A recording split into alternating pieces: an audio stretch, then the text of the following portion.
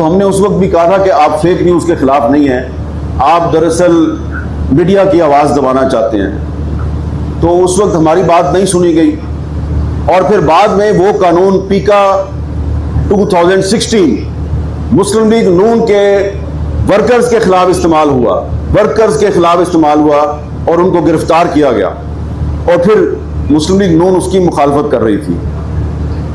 फिर 2021 में इमरान खान साहब वजीर आज़म थे तो पार्लियामेंट से वो कानून मंजूर नहीं हो सका या उसमें तरमीम नहीं हो सकी। सदारती ऑर्डिनेंस के जरिए पीका अमेंडमेंट ऑर्डिनेंस 2021 जो है उसको एक सदारती ऑर्डिनेंस के जरिए इन्फोर्स किया गया। हमने उसकी मुखालफत की, अदालत में गए, इस्लामाबाद हाई कोर्ट से उसके खिलाफ स्टे लिया। मैं आपको ये बातें इसलिए याद दिला रहा हूं, कुछ लोगों को बुरी भी लग रही होंगी।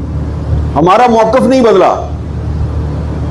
2016 में भी पीका के खिलाफ थे, 2021 में जब पीटीआई की हुकूमत थी असद कैसर साहब, हम उस वक्त भी खिलाफ थे। आप स्पीकर